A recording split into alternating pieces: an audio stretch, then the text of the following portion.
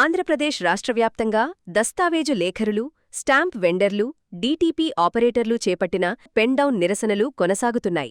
ఇందులో భాగంగా Mangalagiri sub registrar కార్యాలయం వద్ద దస్తావేజు లేఖరులు చేపట్టిన నిరసన కార్యక్రమం 8వ రోజుకు చేరుకుంది.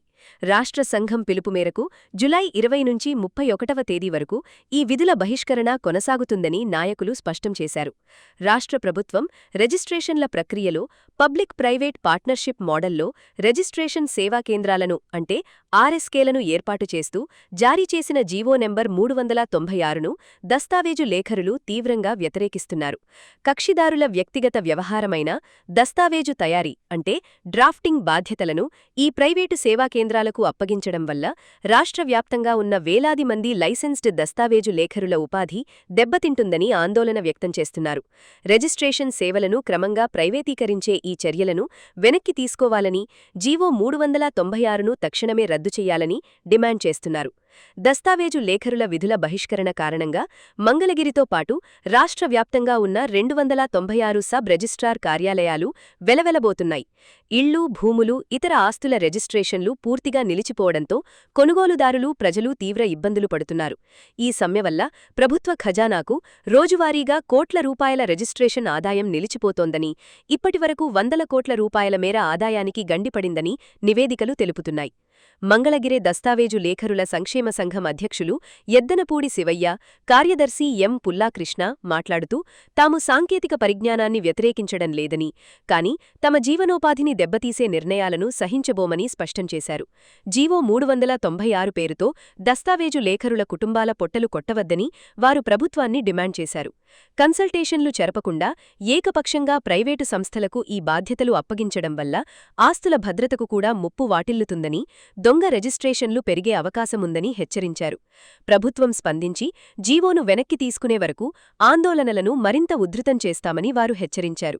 ఈ కార్యక్రమంలో సంఘం నాయకులు మక్కెన ప్రకాష్, కుక్కమళ్ల జయరాజు, నండూరి శ్రీరామమూర్తి, కర్ణ, ప్రవీణ్, వెంకటేష్, పి. గోపాల్రావు, భవానీ తదితర దస్తావేజు లేఖరులు, లేఖరి సహాయకులు పెద్ద సంఖ్యలో పాల్గొని నిరసన తెలియజేశారు. ఇక్కడ 1907 నుంచి సబ్ రిజిస్ట్రార్ ఆఫీస్ ఉందండి. ఇక్కడ ఆనాటి నుండి మా తండ్రులు కానీ, తాతలు కానీ అక్కడి నుంచి దస్తావేజు లేఖరులుగా వ్యవహరిస్తున్న వాళ్ళని జీవనోపాధిగా ఈ వృత్తిని ఎంచుకొని చాలామంది జీవనోపాధిగా ఉంటున్నారు. అయితే ఇక్కడ చాలా స్పీడ్గా వ్యవహరిస్తారు, చాలా స్పీడ్గా ఇస్తాం డాక్యుమెంట్లు అని చెప్పి ఆర్ఎస్కే సెంటర్లు తీసుకొస్తామని అంటున్నారు. ఇప్పుడున్నప్పుడు కూడా అరగంటలో దస్తావేజు తయారు చేసి అంత రిజిస్ట్రేషన్ చేయించేసి ఇస్తున్న పనులు చాలా వరకు అందరూ చేస్తున్నారు. ఇంకా ఇంతకన్నా స్పీడ్గా ఇవ్వటం అనేది చాలా కష్టం. మా దస్తావేజు లేఖలు పట్టుకొట్టొద్దు దయచేసి. చాలా వరకు మేము కక్షిదారులకి అలా ఉన్న మా మీద పెట్టుకున్న నమ్మకానికి ఒమ్ము చేయకోకుండా చాలా వరకు న్యాయబద్ధంగా చేసి ఇస్తున్నాం దస్తావేజులు అన్నీ. అరగంటలో దస్తావేజు ఇవ్వడం అనేది ఇప్పటివరకు ఎప్పుడూ లేదు. ఇంతకుముందు 10 రోజుల తర్వాత దస్తావేజు తీసుకెళ్తుంటే చాలా సంతోషంగా వ్యవహరించేవాళ్ళు. అట్లాంటిది అరగంటలో దస్తావేజు ఇస్తున్నామంటే ఇంకా స్పీడ్గా ఇస్తామనేది మాత్రం అది చాలా కష్టం. ఆర్ఎస్కే సెంటర్లు పెట్టినా కానీ అరగంటలు ఇవ్వడం అనేది జరగదు దస్తావేజు లేఖరు లేకుండా. అది ఇప్పుడు ప్రభుత్వం అనేది 396 జీవోని రద్దు చేసి మా పొట్ట కొట్టుకోకుండా చూడాలనేది మా ఆశ. పేరు మందరపు పుల్లాకృష్ణ, మా నాన్నగారి పేరు మందరపు వెంకట సుబ్బారావు, మా తాతగారి పేరు మందరపు అచ్యుతరామయ్య గారు. ఇలా 3 తరాల నుంచి మేము ఇదే వృత్తిని ఎంచుకున్నామండి డాక్యుమెంట్ రైటర్గా. దరిదాపు ఈ రిజిస్టర్ ఆఫీస్ పెట్టి 120 సంవత్సరాలు అవుతుంది.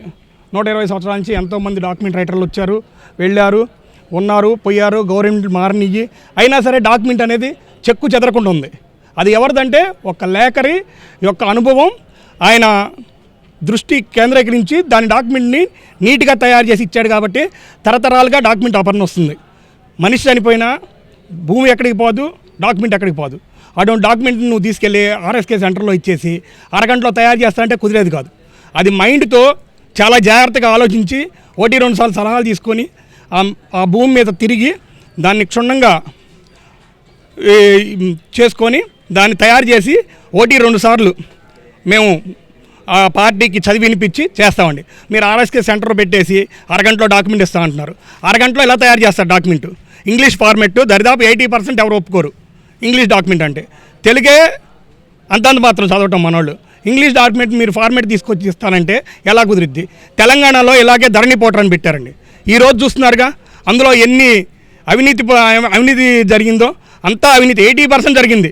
ఇదే రిజిస్టర్ ఆఫీసు తీసేసి ఇలాగే ఇటువంటివి తీసేసి దస్తావేజ్ లేఖను పక్కన పెట్టి ధరణి పోర్టల్ అనేది కొత్త విధానం తీసుకొస్తే తెల్లారేపాటికల్లా ఎకరాలు ఎవరికి అనుకూలంగా ఉంటే వాళ్ళతో మార్పిచ్చేసుకొని అందరూ అసలైన రైతుల్ని పక్కన పెట్టేశారు.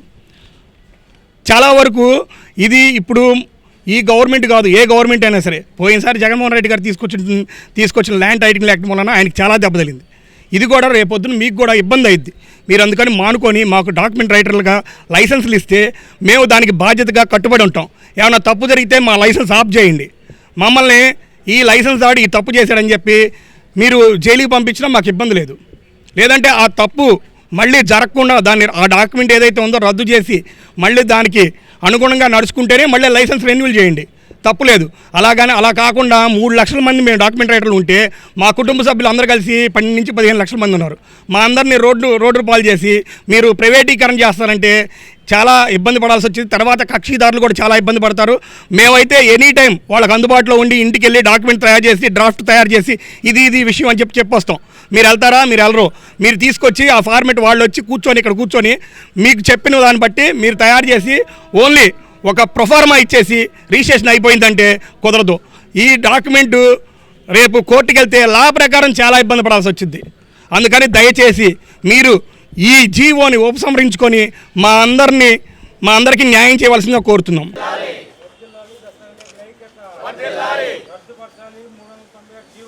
రద్దుపరచాలి.